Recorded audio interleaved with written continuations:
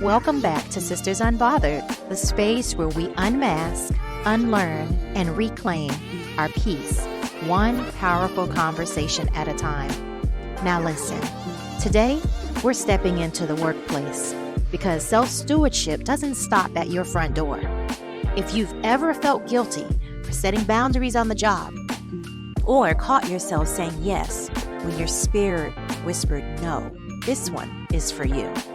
We're talking about what it really means to honor your worth at work without sabotaging your career, shrinking your voice, or losing your sanity. Grab your tea or coffee, your journal, and your courage, because we're about to unmask what it costs to survive professionalism and how to start leading from a place of wholeness. If you are new to this podcast, thank you so much for allowing me to earn your trust. If you're returning, thank you so much for your support. Let's get into it. Hey, what's up, y'all? How are you? Welcome back to Sisters Unbothered. I am Coach Nikki Cates. Last week, we dove deep into self-stewardship in our personal lives, our domestic lives. And sis, the responses I got, y'all were feeling seen, heard, and maybe a little called out. If I stepped on your toes, sorry, not sorry, sis. This is for us to grow and heal. But that's what we're here to do. We get real so we can get free. This week, we're taking that same energy into the workplace. Because listen, if you thought self-stewardship was hard at home, wait until you try it at work, where your livelihood is on the line, where you're navigating workplace politics, and where that little voice in your head is whispering, but what if they think I'm not a team player? Because we all know, quote unquote, being a team player definitely has a different connotation than what it looks like on the surface. So grab your coffee, your journal, and maybe some tissues, because we're about to talk about something that hits different for those of us who've been taught that our professional success depends on our ability to say yes to everything. Stay late without complaint. Handle microaggressions with respectability.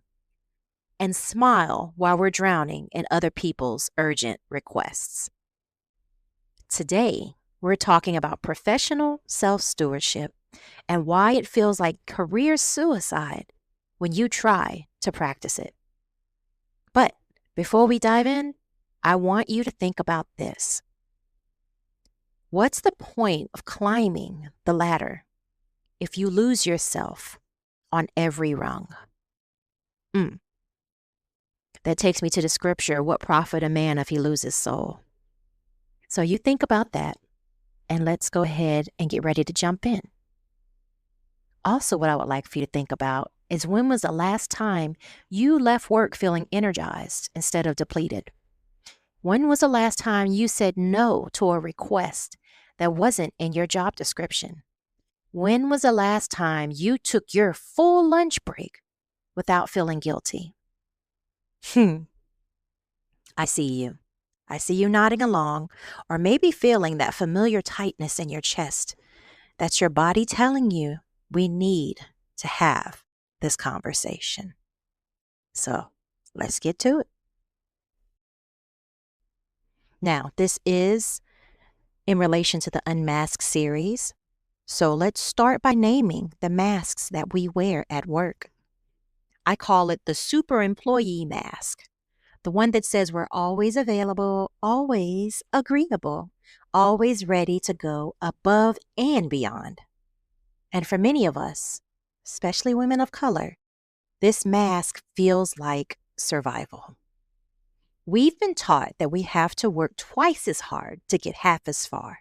Tell me you are not seeing Papa Pope talking to Olivia Pope right now when I say that. We've been taught that we have to work twice as hard to get half as far. We've been told that we can't afford to be seen as difficult, emotional, or non-committed. So what do?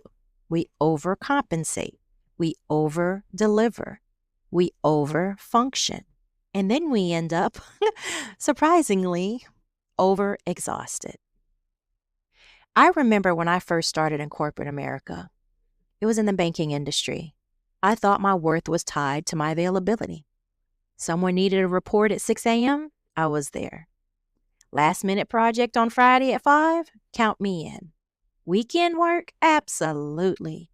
I thought this was what dedication looked like. I thought this is what it looked like to be a picture of success. But here's what I learned. When you make yourself indispensable by being overly available, you don't become invaluable. You become invisible.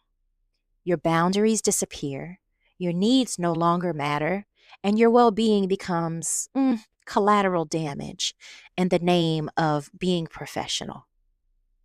So let's get real about the red flags of workplace self-neglect, because recognition is the first step toward liberation. And if you are one that leads or manages others, they are watching you and they will follow your lead. So what are some of these red flags? Red flag number 1. You are the go-to person for everything that's not in your job description. Everyone knows they can come to you when they need something done quickly and without questions asked. Planning the office party? Ask her. Covering for someone who's out sick? She'll do it. Training the new hire? She's got it. Meanwhile, your actual job responsibilities are piling up and you're working overtime, nights and weekends to catch up. This happens because you've trained people that your time is more available than others. You've signaled that you'll absorb the extra work without pushback. And now you're stuck being the office everything person while your career development and personal development takes a back seat. Y'all feel that one? Red flag number 2. You eat lunch at your desk more often than not. Let me ask you something. When was the last time you took a full, uninterrupted lunch break? And I don't mean scarfing down a sandwich while answering emails. Myself guilty. I mean actually stepping away from your workspace, eating without looking at screens, or maybe even going outside. If you can't remember, you are not alone. I work from home, and I can't remember the last time I fully walked away without doing something else that was productive. If it wasn't work related, it's business related, it's school related, it's family related. I can't think of the last time I actually took a lunch that literally was me doing nothing. But here's the thing. When you don't take breaks, you're not being more productive. You're being more drained, more depleted. You're signaling to yourself and others that your basic needs do not matter. So we already said we're training people on how to treat us and see us. And we're also signaling to them that our basic needs and well-being does not matter. Do you agree with me when I say that we have too many managers and leaders that are signaling this very thing? Red flag number 3. You respond to emails and messages outside of work hours. Oh, this is a big one, y'all. You're at home trying to relax and that notification pops up. Quick question. Or when you get a chance. And you respond right then and there at 8 p.m. on Saturday during your vacation. Now, in my corporate position, I have allowed myself to not fall into this category anymore. However, my time in mortgages, real estate, restaurant management, my previous life, I most definitely was guilty of this. You tell yourself it's just being responsive, but what you're really doing is training people that you are always available. I want to point that out again. We're training people how to teach us how to see us. We are signaling to people what matters most to us, which is typically not ourselves or our lives. And we may not be meaning to, but our habits of how to respond and react are set in place, and we have not become intentional about changing them. So what happens? You're erasing the boundary between work time and personal time. And you're contributing to a culture where everyone is expected to be always on. But guess what? There is an off button, even if you're climbing a ladder to success. Red flag number 4. You take on emotional labor that's not your job. This is a big one, especially for women. You're mediating conflicts between coworkers.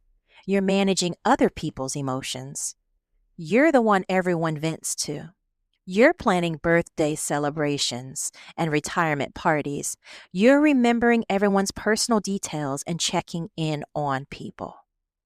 Now, caring about your coworkers isn't wrong, but when you become the office therapist, party planner, and emotional support system, you're doing work that's not compensated, not recognized, and not advancing your career. And for my spirit-filled believers, this is where Holy Spirit's discernment is so important. Yes, we are to be a light at our jobs. Yes, we are to be disciples of Jesus Christ, but that does not mean that we have to insert ourselves and deplete ourselves in the process.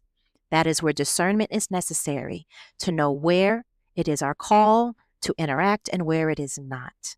Okay? Red flag number 5. You feel guilty asking for what you need. Just like in our last episode. You need clarification on a project, but you don't want to bother anyone. You don't want to bother anyone, and yet you stay bothered. Our goal on this podcast is unbothered. You need additional resources, but you don't want to seem demanding. You need time off, but you feel guilty about the inconvenience it may cause. Sis, if you're nodding along to 3 or more of these, we need to have a serious conversation about how you're showing up at work. Because the cost of this pattern isn't just your energy that you can't get back, by the way. It's your career trajectory, your professional reputation, and your sense of self-worth. And I would ask you, are you in alignment with your core values in this job or career? And are you walking the path that God created you for? That is heavily loaded, every single one of those questions. So I would encourage you to bring these questions or these thoughts or concerns to our coaching session so we can discuss, okay?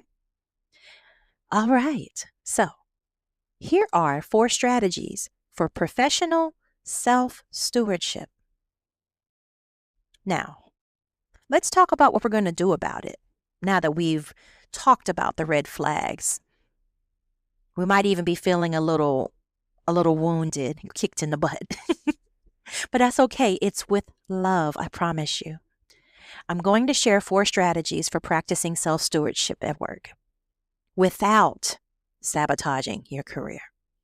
Because the goal isn't to become selfish or unprofessional.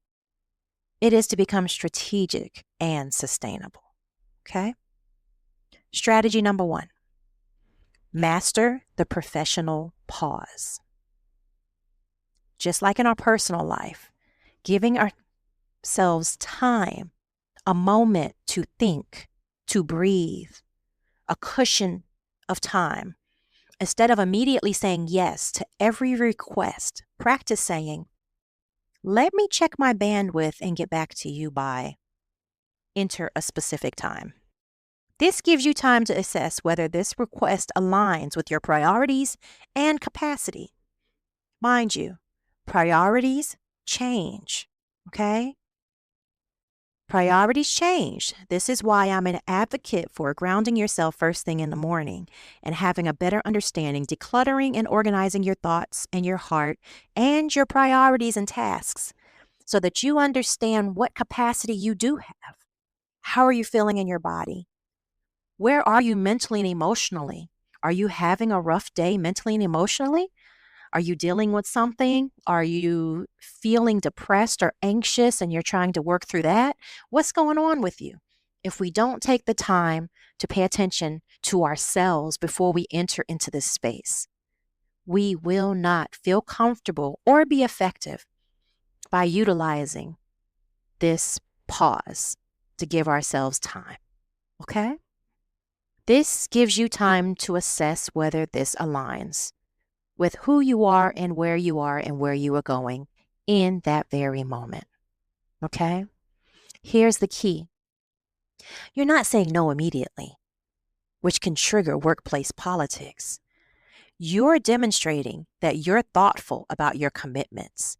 Most reasonable managers will respect this approach because it shows you're strategic, not just reactive. Now, granted, this is very much so subjective. You may have a manager that's more broken than you are. I'm sorry, I don't want to use the word broken. But they have not done the work on themselves. And so they may approach you in a way where you requesting this pause could be offensive to them. However, that is not your problem. Okay? That is above you. Go to your prayer closet and pray for that person. When someone asks you to take on a project, quote, "This sounds important. Let me review my current commitment to get back to you by tomorrow morning with a realistic timeline," unquote. When you're invited to a meeting that's not directly related to your role, quote, "Thanks for including me. Let me check if I can add value to this discussion and confirm by the end of the day," unquote.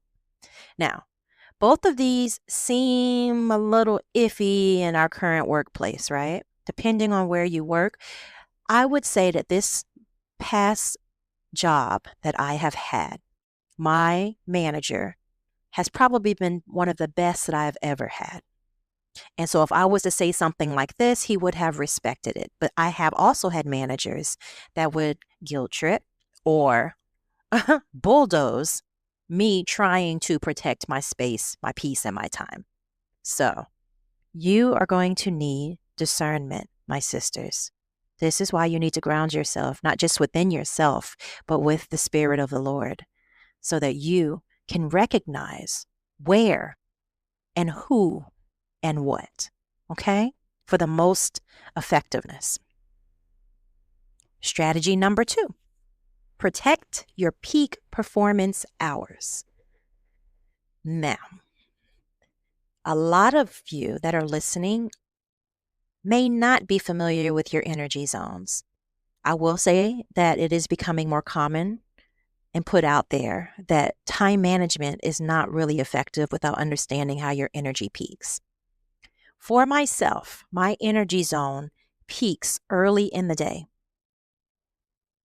and then it starts to dwindle down from there. So probably around 1 or 2 o'clock, I am dwindling. So I try to get as many high energy, creative, the things that require the most of me, I try to do those within my peak hours. If I spend that time doing mundane things like working through a task list or working through emails and putting out fires or, whatever it may be at your job, right? Those things that don't really require a lot of thought or energy. If you waste your time on that, you are going to struggle or do terribly at the things that are the most important. So I encourage you to identify the 2 to 3 hours when you do your best work and then guard them fearlessly. Okay? Be fierce, my sisters, at guarding the times when you will be your peak self so that you can do your best work in that time. Do you have an important project that your career is hanging on? During your peak hours, prioritize working on that project, okay? This might be first thing in the morning, like for me. For you, it might be right after lunch. Whenever you know your brain is the sharpest, okay? During these hours, you focus only on the highest priority tasks that move your career forward. move your team forward, and allow you to show up as best as you can for your team. Block these hours on your calendar. Mark them as busy. And what I'm telling y'all, you're going to have to protect them, at least in the beginning, fearlessly. You might even have to build a moat and an electric fence and put some pit bulls out there at first. Try not to schedule meetings during this time unless they are absolutely critical. Use this time for strategic work, creative thinking, or skill development, the things that actually advance your career. If you are an introvert like myself, this may include interactions with people because that is going to drain you. I know what you're thinking, but what if someone needs me? Here's the truth. If you're constantly available for other people's urgent requests, you'll never have time for your own important work. And important work is what gets you promoted, not just being responsive or available. Okay? And you and I both know when you give people an inch, they take a mile. So keep that in mind as you're making these special decisions to allow people to encroach on your most important peak performance time. Strategy number 3, create professional boundaries around communication. This means setting clear expectations about when and how you communicate. Did I say clear? Clear. You might say, I check email 3 times a day and respond within 24 hours. Or, I am available for urgent calls until 6 p.m., but prefer email for non-urgent matters. Now, this isn't just professionally. This is business. This is ministry. And this is personal, okay? Set specific time periods for yourself. Remember, boundaries are for you, not for the other person or the other people. They are for you. Set boundaries for yourself so that you can protect the times that matter the most, the tasks that matter the most, okay? When you communicate your boundaries clearly, you're not being difficult. You're being professional. You're helping others understand how to work with you effectively. Remember, we are training and signaling to people how we work and how we expect to be seen and treated. And you're modeling healthy communication practices can become contagious to others. Set up an email signature that includes your response time expectations. Make it clear to your team members when you need to block time and why, and what warrants an emergency. I think we need to include that as well. Use your voicemail to redirect non-urgent calls to email and set up auto responses that acknowledge receipt and provide realistic timelines. Now, granted, all of us do not work in the same type of environment. Obviously, if you work in a restaurant, fast food, retail, certain service-based experiences where we aren't able to set these kinds of boundaries, we can still find a way to make it work for us, especially if we're in some form of leadership, okay? So I don't want you to hear this and assume that this is only for people in corporate environments. This is for people in nonprofit environments, government, service-based industries, period, okay? Even entrepreneurs, small business owners, you have the ability to show up the way that is going to be the healthiest and the most fulfilling for you, and demand and require that others respect that. But it's up to you because, again, we are training and signaling to others how we are to be seen and to be treated. All right. And the final strategy number 4, reframe your value proposition. Instead of being valuable because you're always available, become valuable because you're strategic, skilled, and results focused. This means sometimes saying, I can't take on this additional project right now, but I can deliver excellent results on X, Y, and Z. The goal is to be known for the quality of your work, not the quantity of your availability. Ooh, let me say that again. The goal is to be known for the quality of your work. Quality, not the quantity of your availability. I know that quite a few of us have started to realize that quality over quantity in our personal lives is very necessary. But have you realized that in your professional environment? Be known for quality, not necessarily quantity. When you consistently deliver high quality results within reasonable boundaries, you build a reputation as someone who's professional, reliable, and strategic. And those are skills, traits, and characteristics that will make you stand out against someone else that is always available like you used to be, but rarely brings value. Remember, you're not being hired to be available 24/7. Now, granted, depending on your job, you might be, but I'm speaking from a specific space of commonality. You're being hired to solve problems. That's what they hire you for. Either they hire you to solve problems. If you're making a little more money, you're in a leadership position, you are in fact hired to solve problems, okay? And create value. You're not just hands and feet and a mouth, okay? You bring a brain, you bring creativity, you bring individuality, you bring innovation. You contribute to the organizational success by showing up. And you can do that while maintaining your boundaries and your sanity. Now, let's talk about the elephant in the room, navigating the fear of being seen as difficult. And unfortunately, as women of color, especially Black women, this is going to be an issue.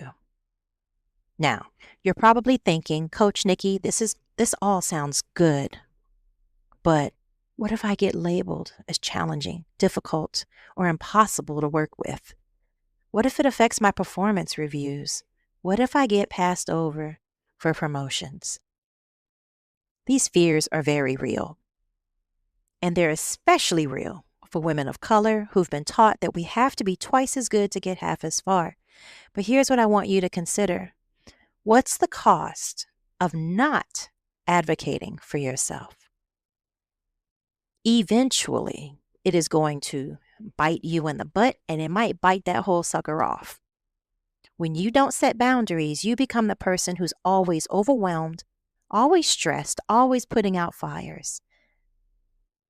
The person that is absolutely miserable, okay? Miserable, which means your personal life is probably also miserable. Is that the person who gets promoted? Is that the person who gets respected? Or is that the person who gets more work piled on because, quote, she can handle it, unquote? That hurts a little bit, that reality, but it's very, very true. Professional self-stewardship isn't about being difficult or challenging. It's about being strategic and intentional. It's about managing your energy and your attention so you can show up as your best self. If you let them burn you out, you are running on fumes and you are not going to provide your best to that organization. And your best self is more valuable than your most available self. So, here's how to navigate this. When you set boundaries, frame them in terms of business or organizational value. I want to make sure I can give this project the attention it deserves. So let me finish Project X first. Or, I'm committed to delivering quality work and accomplishing the mission of our organization. So I need to manage my capacity carefully. The right workplace, the workplace where you can thrive, will respect your boundaries. If your workplace punishes you for having reasonable boundaries, that's information about the workplace, not about you. Now, it's easy to say, go find another job, especially in this economy. But what I will say to you is that John Maxwell talks about how important it is to have a growth environment, whether that's a church, your personal surroundings, or your workplace. When you are in a growth environment, you grow 10 times, 100 times more than you would on your own. If you are in a workplace where you are stagnant and there is nowhere else for you to go, you have to make a decision if that is in alignment with your core values. Okay? Personally, I am leaving a job that I feel crazy for leaving because anybody would want to be able to work remotely, have the flexibility, and have the team that I work with for the rest of their career. But it does not align with my core values, who God says that I am, who He called me to be and to do. It does not align. So I am leaving that stability to step out into a space where it is going to be unstable. I don't know what's happening, what's going to happen. All I can do is trust God, be hopeful, and do what I can do. Instead of staying in this position, knowing what to expect, knowing that I'm not elevating anywhere, I just will be taking on more work year by year and maybe pennies on the dollar for my raise year by year, a little bonus, instead of stepping out there, trusting God, and the sky is the limit. That's the decision I've had to make. However, you, again, we go back to that discernment. You need to have a conversation with your Lord, and you need to have a conversation with yourself. Because if you are in a work environment that punishes you for protecting yourself and your well-being, there's a conversation that needs to be had with you and your work, the people at your work, okay? And that can be scary for some of us, but who else is going to advocate for you better than you? I'm going to drop the mic right there. Moving on. When guilt shows up at work.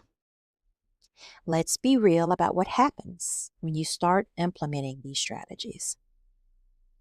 The guilt is coming, just like last week in your personal life. You are going to feel guilty for a while about not staying late. You're going to feel guilty for not immediately responding to every request. You are going to feel guilty for prioritizing your own work over other people's urgent needs. This guilt is normal. And it's especially strong for those of us who've been conditioned to believe that our worth is tied to our willingness to sacrifice. But I need you to understand something. We said this before. Guilt doesn't mean you're wrong. It means you are changing. You are stretching yourself. Think about it. When you decide you want to be more flexible and you begin to practice stretching, it is uncomfortable at first, but it becomes easier. And then it becomes satisfying. It's the same thing when we're stretching ourselves from an emotional and a mental standpoint, a spiritual standpoint, a professional standpoint. When you feel guilty for setting boundaries at work, ask yourself, what story is this guilt trying to protect? Maybe it's the story that says you have to work harder than everyone else to prove your worth. Maybe it's the story that says your value comes from being indispensable. But are you really irreplaceable, sis? Are you? What would happen if you left this world tomorrow? What would they do? And I ask again, are you indispensable? Here's what I want you to remember. You were hired for your skills, your experience, and your ability to contribute. You were not hired to be a martyr. You are not to carry a savior complex for your organization. You were not hired to sacrifice your well-being for other people's conveniences. So when that guilt shows up, acknowledge it. Thank it for trying to protect you, and then ask yourself, what would someone who values themselves do in this situation? And then do it. And if you need help or you need someone to give you permission, hit me up in our community. I got you, girl. Let's talk about what this ripple effect of professional self-stewardship can look like.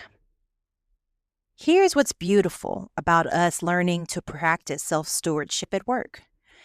You're not just changing your own experience, you're changing workplace culture. When you model healthy boundaries, you give other people permission to do the same. Think about it. If your boss is toxic, you are going to grow accustomed to that toxicity and most likely become toxic yourself to those who look to you. However, if one of you decide to have a healthy workplace, that begins to trickle down. Sometimes it can trickle up. When you model healthy boundaries, you give other people the permission to do the same. Think about it. Are you expected to set boundaries? Are you encouraged to do so? Or are you expected to be boundaryless? I struggled with that one, y'all. You know what I'm trying to say. When you stop responding to emails at 9 p.m., you're not just protecting your time, you're contributing to a culture where people don't feel pressured to be available 24/7. When you take your lunch break, you're modeling that rest is necessary for productivity. And might I say, this also goes for entrepreneurs and ministry leaders. You set the precedent for how everyone else is expected to show up. Okay? Early on in my journey, years ago, I pulled together a team for a nonprofit. This nonprofit concept has evolved over decades to what it is now. This was maybe the second time that I was attempting to pull this together. And so I pulled together a team of women, and I was the worst leader ever. Or manager, I should say, because leadership was not on the menu. It was management at that time, and I didn't quite understand the difference yet. And I was sending emails in the middle of the night, like, listen, yes, you're on your grind. I get you. And you can't shut your brain off, and you're just in it, okay? And you're eager and you're passionate, but you can't expect other people to be that way as well. You are setting a terrible precedent for the culture of your organization when you started off that way. So you have to be the person, the worker that you want to see others be as well. Okay? All right. When you ask for what you need instead of suffering in silence, you're showing other women that their needs matter too. When you advocate for yourself professionally, you're paving the way for others to do the same. You may not think someone is watching, but I guarantee you, if you do something different, someone will notice. Okay? Be encouraged, my sister.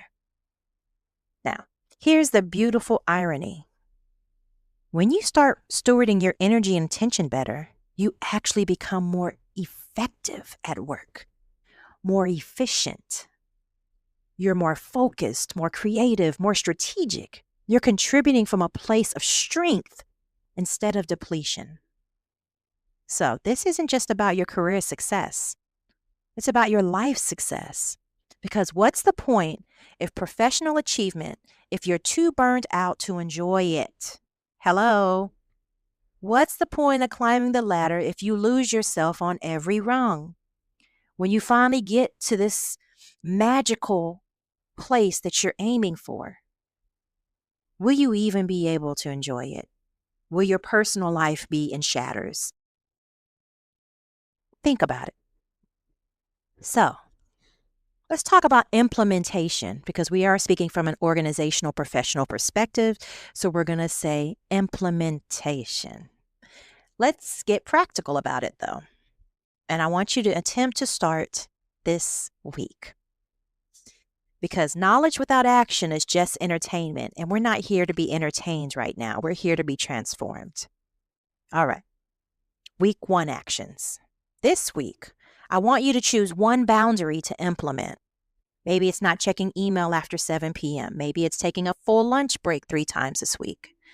Maybe it's saying, let me get back to you, instead of immediately agreeing to the next request. Then the next week, we take in baby steps, y'all. Identify your peak performance hours and then protect them. Block them on your calendar. Put them in your Google Calendar, your Outlook calendar, whatever it is that you use, your Notion. I want you to put them somewhere, set an alarm, whatever you have to do to remind yourself that those are your peak performance hours, and use them for your most important work. Do the things that you know you absolutely need to do, but struggle with the energy and the motivation to do them. Do those first. Something like being introverted and having to make sales calls is devastating. But if you try to do that when you don't even have the energy, that sounds like a disaster, and I've been there. So you have to start disciplining yourself in a way that sets you up for success. Moving forward, practice reframing your value. Start keeping track of your accomplishments. A lot of us don't like to talk about ourselves. We don't like to toot our own horn. I'm that friend that quotes movies, specifically Black culture movies. And I just heard Eartha Kitt in my head telling Eddie Murphy on Boomerang, you don't have to toot your own horn. Okay, that was totally off track. I'm sorry. Back to it. Start keeping track of your accomplishments, not just your availability. Note when you solve problems, create value, and contribute to team success. This isn't just about bragging. Matter of fact, I think looking at it as bragging is a negative connotation. It should be about just recognizing your worth and what you actually bring to the table. Sometimes, girl, you got to bring receipts, okay? A lot of times, actually. And every week, I want you to get in the habit of checking in with yourself. At the end of the week, maybe. How am I stewarding my energy at work this week or last week? What boundaries do I need to strengthen? What stories do I need to release? What lies have I been believing? What truths do I need to gravitate towards? What would honoring myself look like in this present situation? And sometimes that check-in includes, should I be looking to move somewhere that will value me in the way that I deserve to be valued? I know this has been a little bit heavy, but I think that this is so needed,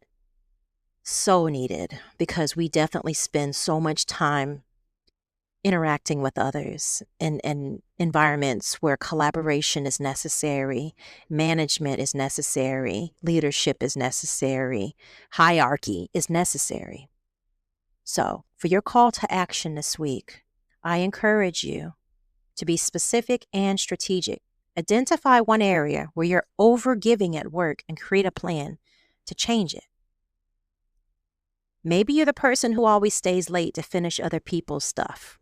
Maybe you're the one who volunteers for every committee and project. Maybe you're the one who never says no to additional responsibilities. I want you to write it down, be honest with yourself, then ask yourself, what would it look like to steward my energy better in this area? Start creating a specific plan and set a specific boundary. Practice specific phrasing that you are going to use when the situation comes up again. And be ready to feel guilty and do it anyway. And most importantly, be ready to have a serious conversation with yourself about how others respond. But this is the most important part, sis. Commit to implementing this change for 1 week. Just 1 week. See what happens. Notice how you feel. Notice how others respond. Notice what changes when you value yourself enough to set boundaries. Remember, you deserve to have a career that energizes you, not one that constantly and consistently depletes you. You deserve to be valued for your contributions, not just your availability. And you deserve to work in an environment that respects your humanity, not just your productivity. Professional self-stewardship isn't selfish, it's strategic. It's recognizing that your career is a marathon, not a sprint. It's understanding that sustainable success requires sustainable practices. When you steward your energy well at work, you show up as your best self, which makes the organization better. So this week, I challenge you to choose yourself at work. Set one boundary, protect 1 hour, value your energy, honor your worth, because the world needs what you have to offer. But it needs you at your best, not at your most depleted, drained, and overwhelmed.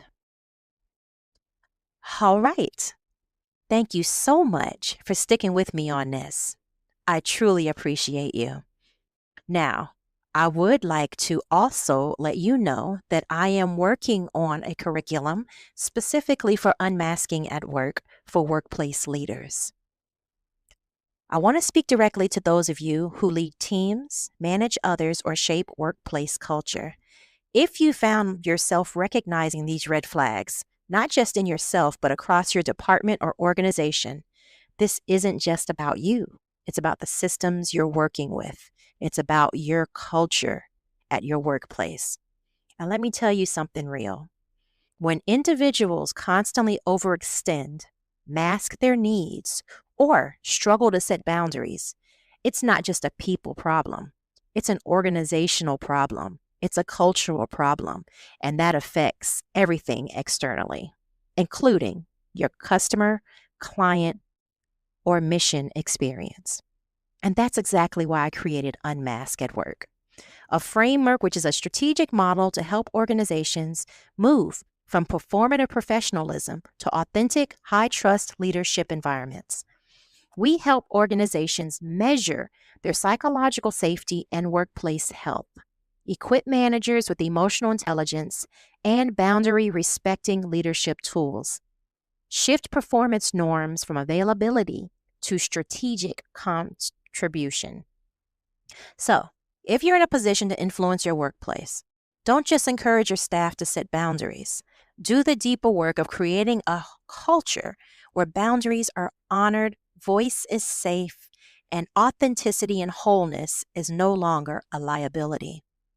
If you want to know where your culture stands, stay tuned, get connected. I will be releasing the Unmask Readiness Scorecard, or you can schedule a liberatory leadership consultation with me today, because systems need healing just as much as people do. And again, we spend so much time in our professional environments. Why not be able to create something that we can be proud of and that can be just as healthy as the environments that we work so hard to create at home? All right. Well, we are done, y'all. Thank you so much for listening. Remember, you weren't born to be busy. You were born to be impactful. Man, someone had told me that 15 years ago, I wouldn't have believed it. You weren't created to be available. You were created to be valuable. And you can be all of that while honoring your humanity. You can be this and that, sis. All right. Until next week, keep unmasking, keep choosing yourself, and keep remembering that your worth is not measured by your willingness to sacrifice. You have been listening to Sisters Unbothered, a sacred sanctuary for Black women and women of color who are reclaiming their peace, power, and presence in a world that demands merely our performance. This season, we're journeying through the Unmasked series, a multi-layered experience of personal development training, emotional healing, and group coaching for women ready to take off the masks, step into congruency, and live as their whole, healed, authentic selves. If you are, in fact, ready to go deeper, if you are ready to unlearn and relearn, deconstruct and rebuild within yourself and your life, join us for the live transformation circle sessions on Thursday evenings, transformation coaching calls, which is basically group coaching on Saturday mornings. And if you're ready for personal, tailored strategy and growth, I am currently accepting new one-on-one coaching clients. Click the link in the description and send me a message and schedule a discovery call. You weren't born to live silenced. You weren't created to shrink. You are worthy of rest, reciprocity, and radical love. Sis, this is your season to unmask, unlearn, and unbecome what never belonged to you. Until next time, be encouraged, be empowered, be fulfilled, be unbothered.